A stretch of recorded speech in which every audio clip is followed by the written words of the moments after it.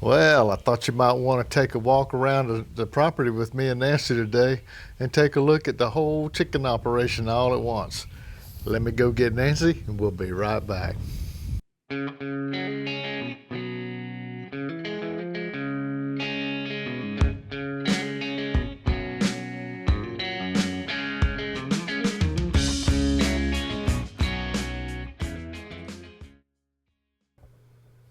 Backyard Chickens, number 12. This video covers ultimate chicken coop tour, easy to clean. Well, good morning, friends.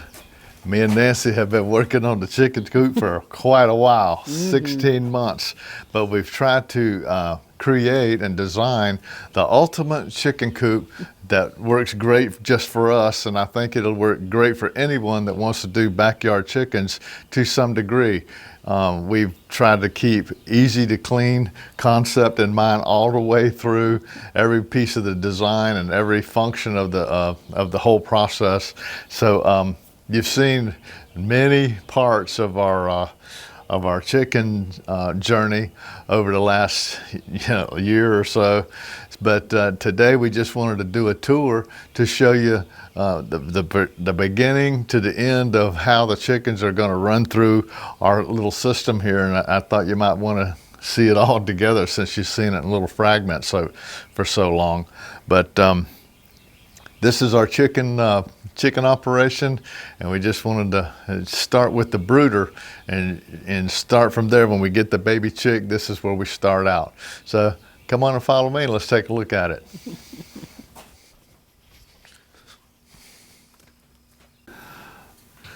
Well, this is the inside of the brooder, and on this side of the room is where we raise the baby chicks, the biddies for the chickens, and also the little turkeys. And on the other side of the room is the quail operation. That's where we incubate the eggs and put them into the brooder to get them feathered out to where we take them to the quail hutches. But this is the brooder that we use to start our baby chicks. And it's ready to go. Thought you might just, you've probably already seen this video, when we did the brooder, but just to take you a little recap on things, this is the brooder. I got a stock tank that I use.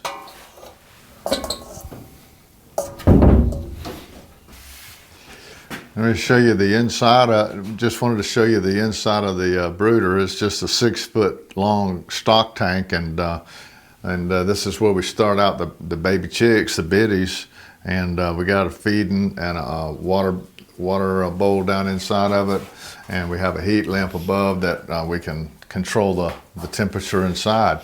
Now, once the biddies get up where they're feathered out and they become pullets, then we take them out of this brooder and we take them over to the pullet pen. So let's go to the second step of the process. Let's head over to the pullet pen and show you what the grow pen looks like.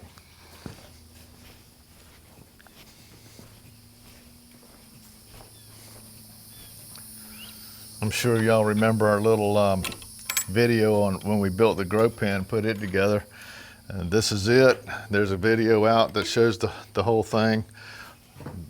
This is where we take the biddies after they become pullets. We'll bring them in here and let them grow out until they get pretty good size, big enough to head over to the chicken yard.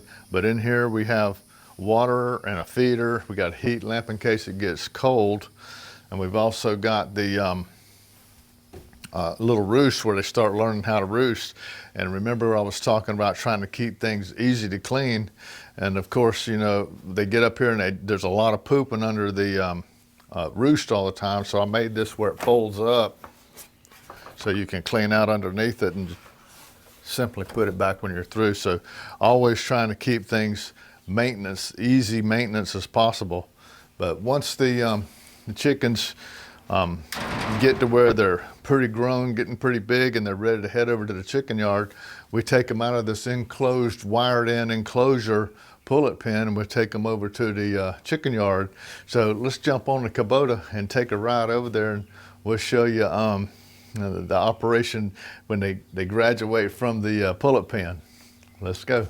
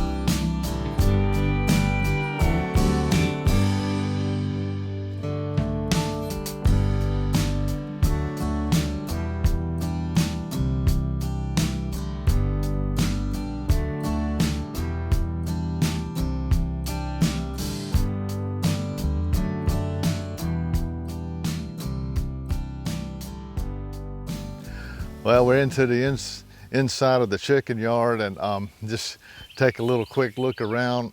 We've got the fence all installed. We've put in quite a large fence. It's a 10-foot fence. You remember that video of when we installed the fence. It's got 2 gates, 2 8-foot by 8-foot gates, so we can come in and out with the ATV if we need to. We've also put in a shade cloth to keep the building, cool as we possibly can, which was on the same video. And we also did a video on the feed and watering shed. That way we can keep the water cool, so the sun's not beating down on it. We can also keep the feed dry just in case a little rain shower comes through. I just don't want to get the feed all wet. So I feed them out here in the morning, and at night when I put them up, whatever feed's left in there, I'll put inside and take the water inside, but I don't add more feed at night. So they only get fed once in the morning, but I can make sure they always have fresh water. But anyway, that feed and water shed is pretty nice feature, makes things easy. And it's also easy to clean because I got the deck on there, so I can just take my water source over there and just wash off the deck, and that keeps the deck clean. Also the water and the feed canisters up there, if it's up off the ground and it's on that deck, they're not scratching and kicking up dirt and debris and stuff into the water and feed as bad. So I think that's a pretty easy way to keep it clean, don't you? Oh yes, definitely. So anyway, we got the feed and water shed, we got the fence, we got the shade cloth. You remember the videos when we actually built the building. So we got the building, and then we did a lot of videos on the inside of bringing the inside of the building up to snuff. So let's take a walk inside the building and take a look around.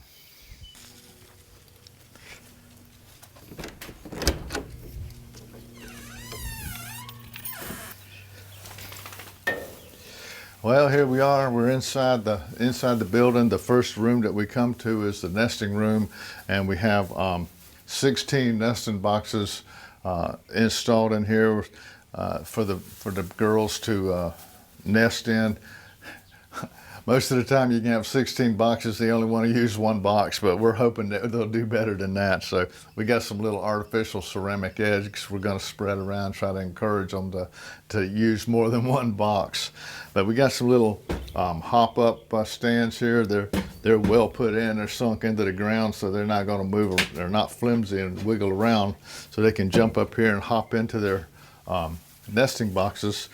And on this side of the room, we've got Nancy's, this is Nancy's little workstation where she can collect her eggs. She keeps all of her egg collecting stuff in there. And we got it screened in wired in with the chicken wire, so the girls can't get in there and roost at night and climb up there and roost on everything. So we keep them away from that area by enclosing it with the chicken wire. So we also wired in all the windows with a hardware cloth on the outside, so we can keep the windows open, and they're screened so we can keep them open during the summertime, and it kind of keeps the mosquitoes out of here, not getting in here quite as bad. So that way they always have the airflow coming through the building.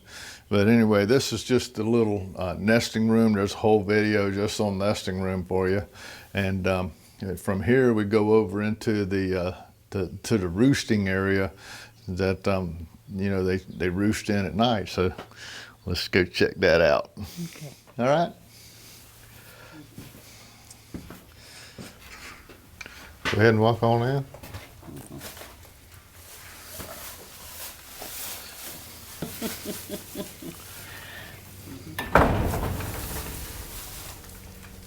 Well, here we are inside the roosting area.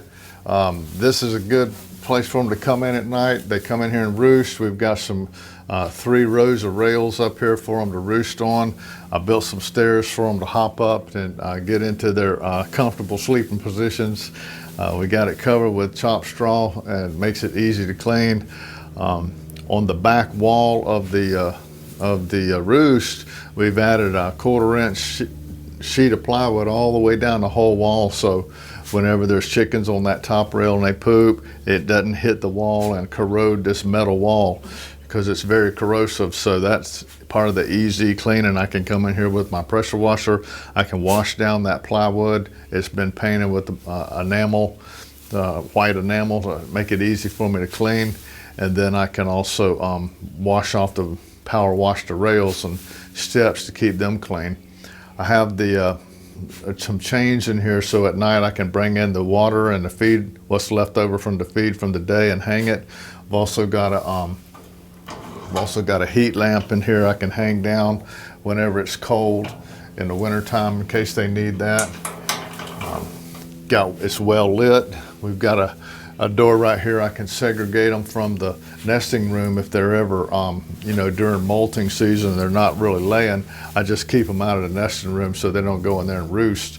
I've got a pair of ventilation fans in here to give me 2.5 air changes per minute in this side of this building. So with they're thermostatically controlled, so they come on at whatever temperature I set it at, which I'm going to set it at 75 degrees. They'll come on and they'll circulate this air out of this room all day, and keep that air moving through here. I've also got an automatic door opener, so the chickens, they go out in the morning and it automatically opens to let them out, and it automatically closes at night so they can come back in. So that's pretty much as easy as I can make this place right here. This is a pretty good little roost, and we look forward to getting it full of chickens next week. We're going to start chickens next week. So this is pretty much the circuit of how the operation works with our chickens, from the brooder all the way to the building until they put an egg in that box in there, right? Mm-hmm. So anyway, it's been a great journey. We've enjoyed sharing it with you over the last year or so. It took a long time to build and bring together, but it was worth it. To us, it's the ultimate chicken yard for our backyard chickens. And if you like our channel, please subscribe and be a part of our homestead family.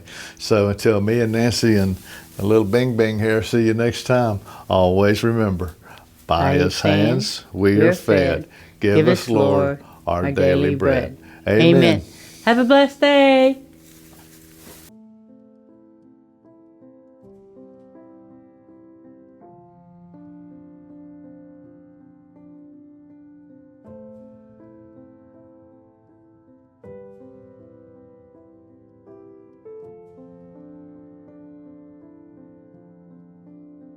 Thank you for watching our videos. We love making them. If you like our videos, we ask you to partner with us in our mission by sharing our videos from YouTube and post from Facebook to all social medias. It really inspires and encourages us. Some great places to share is Facebook, Twitter, Instagram. Please like if you like this video, subscribe, click the notification button so you never miss another video. Click below for products we used in the videos, and you could also partner with us without spending a penny. We welcome your encouraging comments, prayers, and questions. And thank you for watching and sharing our videos and posts. Have a blessed day.